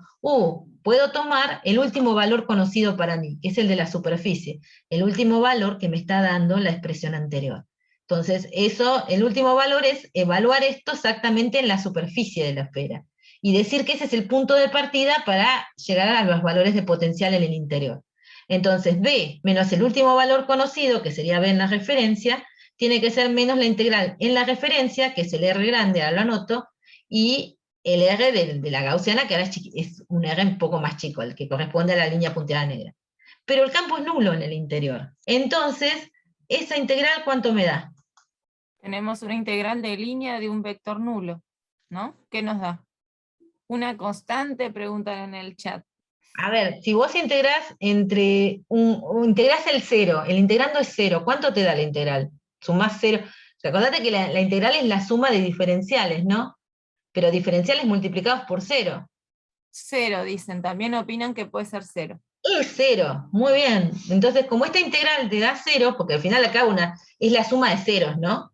Cuando uno hace esta cuenta. Claro, tal cual. O si lo piensan que el producto escalar era el módulo de uno por el módulo del otro por el coseno del ángulo, uno de esos vectores ya es nulo, módulo nulo, listo, te anuló todo. O sea, ya está. No, te hizo feliz, no tenés que hacer la integral. Claro, en el sentido de que te hizo 0 la integral.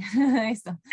Entonces, fíjense, ponemos 0 de este lado, entonces nos queda que el potencial en R, menos este que corresponde al valor de referencia, que es el último valor conocido que tenemos antes de meternos dentro de la esfera, tiene que dar 0, entonces paso esto al otro lado, y me queda que el potencial adentro es una constante, y para R menor que el radio de la esfera. Entonces, es consistente con lo que venimos siempre diciendo, que cuando el campo es nulo, el potencial tiene que ser constante en esa región, ¿no? Entonces, eso no es que, digamos, no es que ahora nos olvidamos de esa parte y bueno, no, todo sigue valiendo igual. Si el campo es nulo, el potencial ahí nos tiene que dar constante. El tema es que en estos problemas vamos a tener que decir cuánto vale esa constante, la vamos a tener que poder calcular. Y esta es una manera de encontrarla. Bueno, interesantemente, fíjense, bueno, acá tienen el dibujo, que dice que el potencial es una constante que vale lo mismo que vale en la superficie, y después en la superficie comienza a decrecer. Eso es graficar estas dos funciones con continuidad, ¿no? Porque el campo eléctrico no es continuo, tiene un salto cuando pasa de una superficie, atraviesa la superficie del conductor, pero no ocurre eso con el potencial. ¿Qué dirían del volumen del conductor? ¿Tiene algún nombre ese volumen? ¿Le pondrían algún nombre, etiqueta? Fíjense qué pasa con el potencial en la esfera conductora.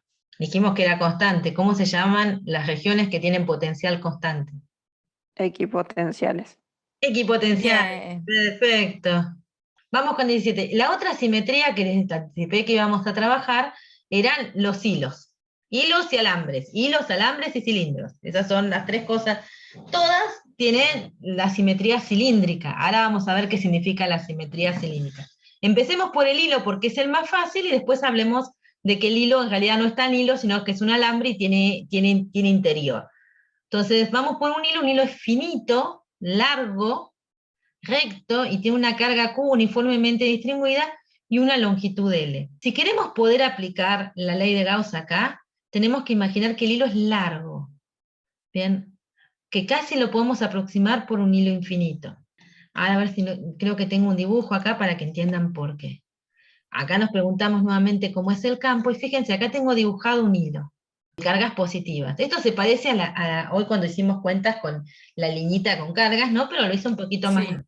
Entonces, si yo me paro en un punto a una distancia R, no sé, de ese hilo, este puntito que estoy marcando con el cursor, tomo un diferencial de carga de un lado, dibujo el diferencial de campo generado por este, tomo un diferencial de carga del otro, dibujo el diferencial de campo generado por el otro, y veo que las componentes paralelas al hilo se anulan, y me queda solamente la componente que es perpendicular al hilo.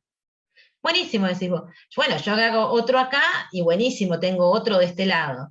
Si el hilo es infinito, cualquier punto que yo me pare, voy a tener siempre esta construcción. Siempre voy a tener uno de este lado y uno del otro. No importa si elijo una carga muy lejos para este lado, porque como es infinito voy a encontrar una muy lejos del otro. Entonces siempre voy a tener esta construcción y siempre el campo me va a dar en esta dirección.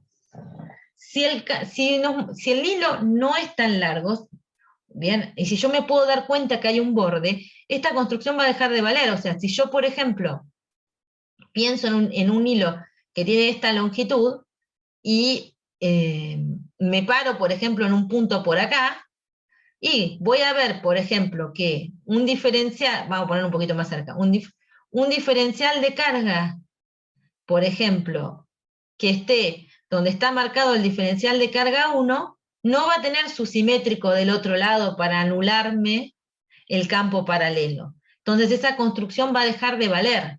Si yo hago esa construcción, me va a generar un campo apuntando en la dirección, la parte paralela, apuntando hacia arriba, pero no voy a tener del otro lado el otro hilo que está a la misma distancia y genera el mismo diferencial de campo, cuya componente paralela va a ser igual y opuesta a la que estoy considerando. Entonces, ¿qué hago? Bueno, en ese punto no voy a tener un campo que está en la dirección perpendicular. Pueden hacer los dibujitos en casa para convencerse.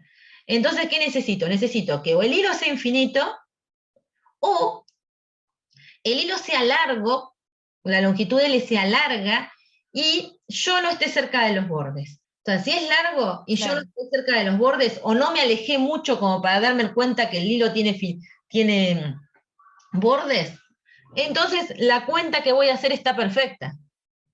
¿No es cierto, Flavita? Pero si yo me acerco al borde, está bien, o estoy muy lejos y veo que en realidad es algo que está acotado en el espacio, bueno, ahí el problema es...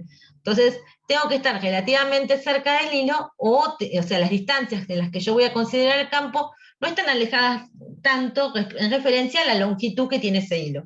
Y no me acerco al borde, porque no importa si, porque yo puedo decir, bueno, me acerco bien acá, qué sé yo, no voy a ver el borde de abajo, pero ves el borde de arriba, ¿entendés? Entonces no me sirve. Tengo que estar lejos de los bordes, no muy lejos del alambre. Entonces, y el alambre largo. Entonces ahí puedo decir, bueno, sí, lo aproximo por un hilo infinito cargado.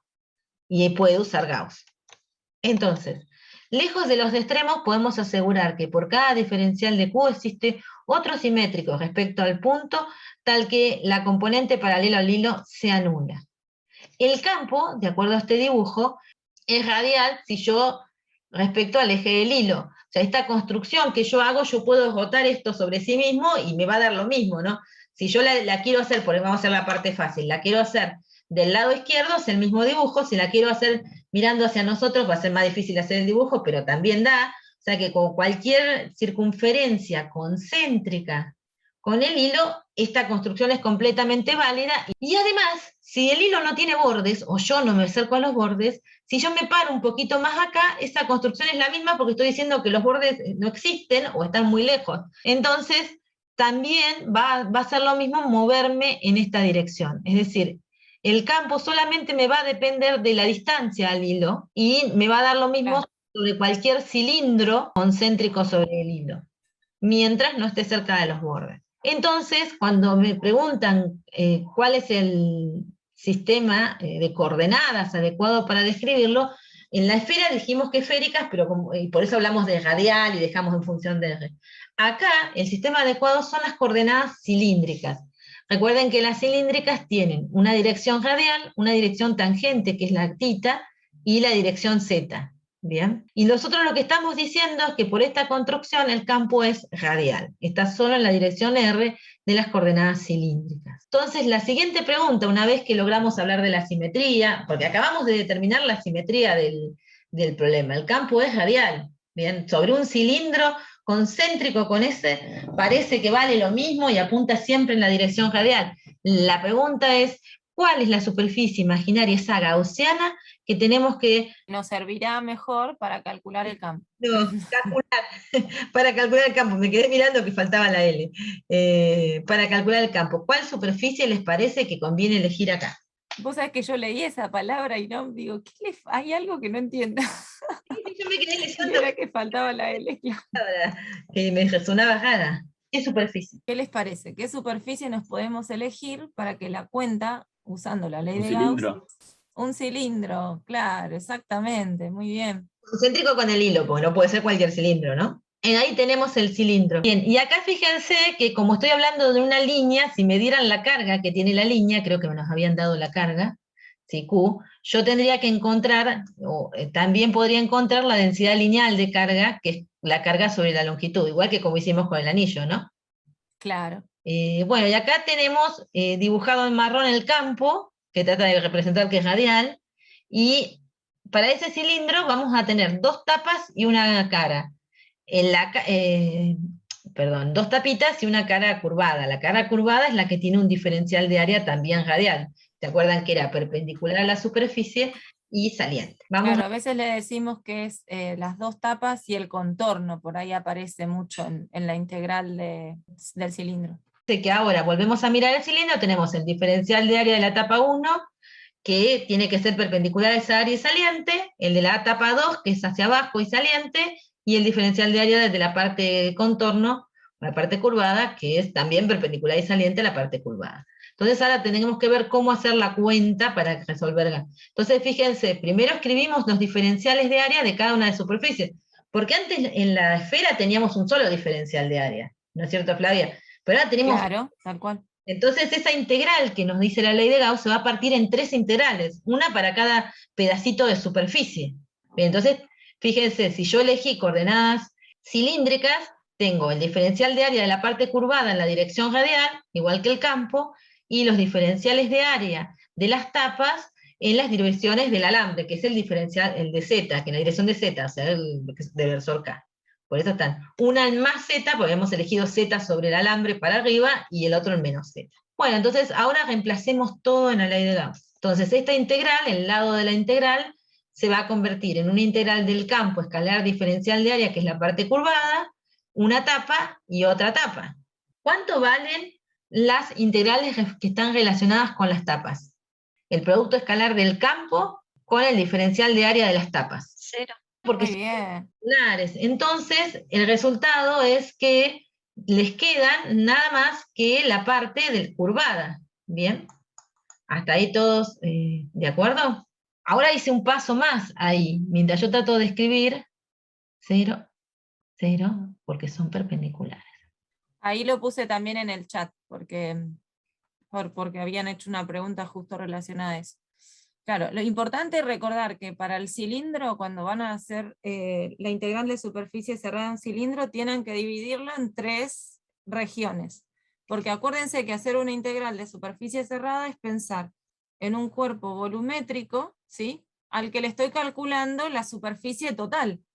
Pero en el caso del cilindro no tengo un solo diferencial para toda la superficie, Claro. sino que justamente tengo para las tapas diferenciales que apuntan perpendiculares a cada una de las tapas, y para el contorno tendré un diferencial que apunta en esta dirección radial, que es diferente a su vez al de las tapas. ¿Está bien? Y después analizar qué pasa en cada una de esas integrales con respecto al campo que está generado por lo que nos está generando el campo, que en este caso es el hilo cargado.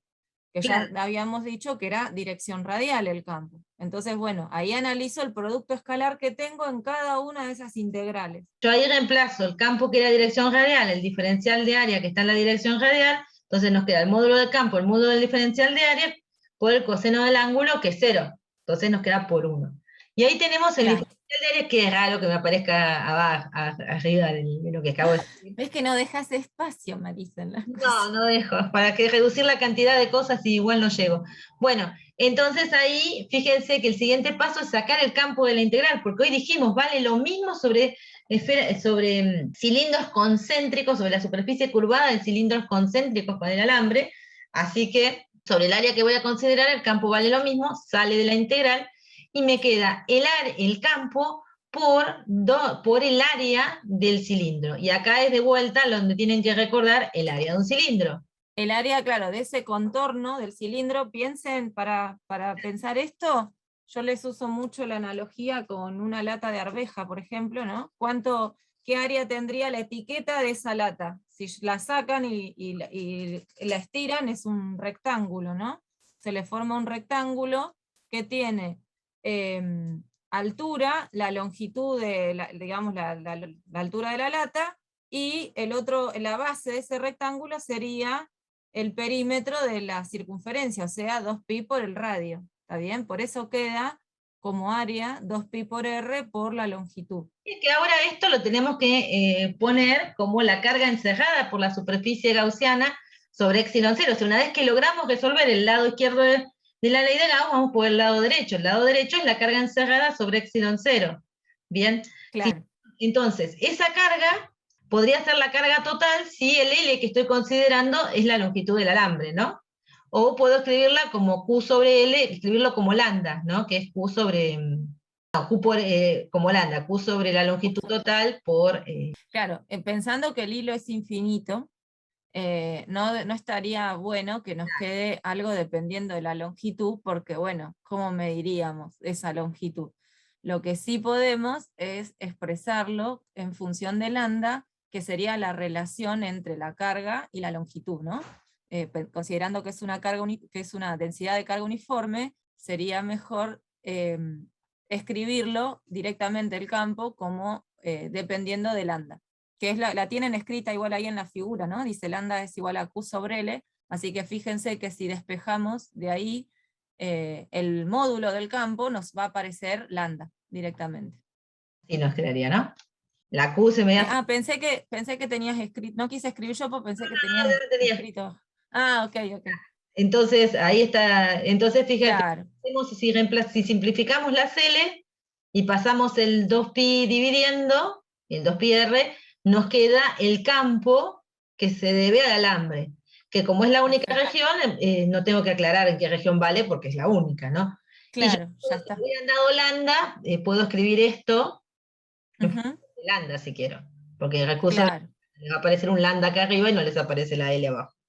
Eso depende claro. de cuál es el dato que le hayan dado en el problema en particular. Acá me dieron Q. Bueno, entonces Claro, perfecto. lo tenemos, no hay que hacernos mucho problema, pero ahora para complicar queremos un alambre recto de longitud L. El radio del alambre es mucho menor que L y tiene una carga Q, pero tiene radio. Ok. No lo desprecio. ¿Qué diferencia hay con el caso del hilo? Justamente que ahora le di espesor, no lo considero una línea. Entonces, a veces le van a pedir el campo afuera o les van a decir que el R es mucho menor que L, entonces no se preocupen, lo tratan como una línea porque todo lo que les interesa está fuera del alambre. Ahora, si les preguntan por el campo en todas las regiones del espacio, y bueno, tal vez haya que calcular también en el interior. Entonces, la diferencia... Hay que considerar si es un conductor o no. Claro, si es un conductor, alambre, así que unos alambres son metálicos, así que es un conductor, y así la carga se distribuye uniformemente en su superficie. Así que sigma va a ser, no, eso está mal, sigma igual a Q sobre L. sigma, sí, sería Q sobre 2πrl, ¿no? Sí, ahí me distraje con 2πrl, sí, eso está mal. Porque acuérdense que sigma es densidad superficial de carga, ¿no? Entonces hay que dividir eso por una superficie, que sería la superficie del contorno.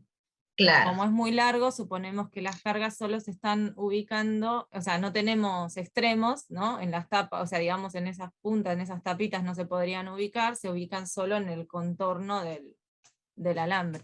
Bien, la otra diferencia es que tenemos dos regiones, que era la que estaba acotando yo recién. Una Claro, es dentro del alambre, que es donde la carga encerrada es 0 y nos vuelve a dar el campo 0, igual que con la esfera. Y la otra claro, es fuera, donde la carga encerrada es la carga que va a encerrar la gaussiana, es la Q, digamos. Entonces ahí podemos escribir esa, al final igual nos tiene que dar el mismo resultado que acá ustedes podrían, si quieren jugar un poco con las cuentas, no están hechas, tienen que llegar al mismo resultado que si tuviesen solamente el... Uy, no era eso lo que quería pasar, pero lo hice eso. Notado que si tuviesen una línea, o sea, fuera, al final todo se comporta como si toda la carga estuviera dentro. ¿Cómo se dan cuenta de esto? Bueno, cuando ustedes escriben la carga encerrada, es la carga del alambre. Pueden poner directamente en esa cuenta que tienen acá 2pi por L por R, y entonces de este lado ponen la carga total del alambre, o pueden poner la densidad de carga por el área, esta densidad de carga que tienen acá, la tienen que multiplicar por el área que corresponde al alambre, y nos ujú, queda de vuelta Q.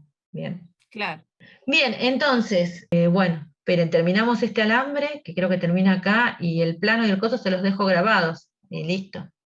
Los termino de grabar solos y se los subo, porque es muchísimo. Calcular la diferencia de potencial entre 2R y R. O sea, supónganse que les piden que calculen una diferencia de potencial. Nosotros lo que más nos va a importar es la diferencia de potencial. Entonces, si yo quiero calcular la diferencia de potencial, tengo que ver dónde valen las expresiones. O sea, yo quiero calcular B en la diferencia entre 2R y R, el punto inicial es 2R y el punto final es R. Eso es lo primero que tengo que tener en cuenta. Lo siguiente que tengo que tener en cuenta es que acá tendría que ser igual a menos la integral de E escalar diferencial de L, que es la forma en la que uno calcula la diferencia de potencial. Si se fijan, cuando quiero hacer esa cuenta de E escalar diferencial de L, me fijo primero, se me cambia cuando quiero calcular la diferencia de potencial la expresión del campo. Y me doy cuenta que no, porque tanto R como 2R son fuera del alambre, así que me vale la expresión que tengo acá. O sea que esa diferencia de potencial la puedo calcular usando la expresión que está afuera, ¿bien? Entonces, bueno, vengo, pongo la expresión, hago el producto escalar, ¿se acuerdan que R escalar diferencial de L nos da el diferencial de R? El Q sobre 2pi epsilon 0 sale de la integral, y el producto escalar entre R y diferencial de L nos daba diferencial de R, o sea que tengo que integrar 1 sobre R, diferencial de R, que nos da el logaritmo. Entonces el logaritmo lo evalúo entre el valor final, que era... Tenés un menos adelante, que es lo que diste vuelta, seguro. Claro, por eso, primero, o sea, el logaritmo me quedaría el logaritmo de R sobre 2R, bien, pero como tenía un signo menos, di vuelta el logaritmo para que me Esa quede expresión. simplemente Claro. Y si hago bueno, simplifico los R y veo que el potencial me da positivo. Eso quiere decir que el potencial sería mayor en 2R que en R. Y eso lo puedo interpretar teniendo en cuenta que el campo eléctrico está apuntando, saliendo del alambre. Eso quiere decir que decrece en la dirección, el potencial tiene que decrecer en la dirección del campo, y yo estoy yendo para el lado contrario, ¿no? Estoy yendo desde 2R a R, o sea, estoy yendo al revés del campo. Bien, entonces, siempre y cuando la carga del alambre sea positiva. Si no, el análisis es igual, pero al revés. O sea, al revés en el sentido hago el mismo tipo de análisis, pero con una carga negativa. Y esto es fundamental, porque creo que acá cerramos con esta y después les grabo lo que sea para que lo miren. Y una cosa que es fundamental acá es el potencial, si podemos elegir la referencia, en este caso, en el infinito. Entonces, miramos la expresión que tenemos acá, y recuerden que elegir la referencia es poner el B de la referencia igual a 0, con poner acá un valor de referencia, el valor donde voy a elegir el 0. Entonces puedo poner, si 2R en lugar de 2R fuera infinito, puedo poner un infinito acá, el logaritmo me llevaría a tener un logaritmo en esta expresión que tengo acá arriba de infinito. Bien, o sea que me estaría diciendo que no puedo poner un 0 donde la función me va a dar un infinito. Y lo mismo me pasa con el hilo cargado, porque los dos tenían la misma expresión de campo afuera. ¿Sí? El campo fuera del alambre es lo mismo que, que el campo afuera, que el campo del hilo, así que cualquiera de los dos casos, el infinito no es una opción, y eso era parte de lo que les decíamos, que si la distribución era muy larga, la podíamos considerar como, la trabajábamos como algo infinito, no podíamos elegir en el infinito el potencial igual a 0. Entonces, bueno, ¿qué hacemos? La pregunta, bueno, ahí les estoy mostrando, no reemplacé, pero si la referencia le pongo infinito, tenemos problemitas. Y vamos con, bueno, me pasé a hablar de las superficies potenciales. Para eso tendríamos que mirar, no elegí la referencia todavía, pero supónganse que la eligiéramos en 2R, por decir un número, o en R, no sé, en algún valor. En R sería un buen valor, ¿no es cierto? Si eligiéramos la En R te iba a decir eso, en R sería ideal porque te queda el cero natural de esa función, ¿no? Claro. Bien, entonces, ¿cómo serían las superficies equipotenciales? Uno ve que son cilindros concéntricos, ¿por qué? Porque si yo ya elegí la referencia es igual a 0 en R, yo tendría que B de R, por ejemplo, es esta expresión por el logaritmo de R, del radio del alambre, sobre el radio, la distancia del punto al eje del alambre. Entonces, si yo fijo una distancia al punto del eje del alambre, me da el mismo valor de potencial. Y si yo me muevo a través de toda esa superficie, en la que en particular yo estaba diciendo que el campo era perpendicular, con lo cual sigue con la lógica de antes, campo perpendicular, superficie equipotencial, me da cilindros concéntricos, o sea que la cuenta me está dando bien. Y si calculamos la diferencia de potencial, por ejemplo, entre 0 y 2R, ahí nos tenemos que plantear que la expresión está cambiando, porque cuando llego a la superficie del cilindro, me cambia a otra expresión. Entonces no puedo usar esta cuenta que acabo de hacer acá, porque esta cuenta vale hasta la superficie del cilindro, no puedo ir más adentro. Entonces, ¿qué hago? Vuelvo a repetir la cuenta, lo quiero hacer entre 0 y 2R, entonces tengo que ir primero, a ver si esto quedó bien. Esta creo que la tengo al revés, ¿no, Flavia? Está yendo de R a 2R, dice ahí. Yo tendría que ir de 0 a 2R, entonces voy de 0 a R y de R a 2R. Está perfecto, si no, no está bien. Claro. No, está bien, sí. Entonces lo parto en dos lados. Primero voy desde el 0 hasta la superficie del alambre, que acá como no tiene tridimensiones me confunde, desde el 0 hasta la superficie del alambre, que el campo vale 0, y después voy desde la superficie del alambre hasta el punto donde quiero calcular la diferencia de potencial. Bueno, hago la cuenta y me queda la misma expresión que antes, ¿no? ¿Y por qué me quedó lo mismo que antes? Porque adentro del conductor, adentro del alambre, no, por más de que yo quiera calcular una diferencia potencial, es un equipotencial, entonces no tendría que haber agregado nada a la diferencia. Claro. Va a ser entre R y 2R que entre 0 y 2R. Exactamente. Y es posible obtener, poner la referencia en 0, y volvamos a la expresión que está arriba. Esta expresión que tenemos acá, la obtuve usando una expresión del campo que estaba válida afuera. Si yo estoy intentando poner la referencia adentro, entonces tengo que usar una expresión del campo que valga adentro. Entonces, ¿quién me prohíbe a mí? Adentro vale 0 el campo, así que todo esto es una constante, nadie me prohíbe que le ponga un 0. Digo, bueno, listo. Todo el alambre tiene un potencial igual a 0. Ahora, para el hilo no, porque el hilo, si lo miran, el hilo sí le vale toda la expresión esta, vale en toda la región. Si es un hilo, si no tengo una dentro del alambre, el hilo es una liñita, estoy sobre el 0, es sobre el hilo. Entonces, si hago eso, vuelvo a resolver la integral poniendo el 0, esta expresión sí vale hasta la superficie del hilo, y tendría que poner un 0 en un logaritmo, que también me da menos infinito, así que para el hilo no puedo poner en el 0. O sea, los alambres son siempre los más complicados para poner. Si haces un alambre y le tiene espesor, no hay ningún problema, se puede poner el 0 adentro y tener cuidado. O lo pueden poner a donde ustedes quieran, mientras no sea el infinito. Ahora, si es un hilo, no puede ser ni sobre el hilo ni en el infinito. Eso es lo que trata de explicar esto. Y aquí cortamos. Claro.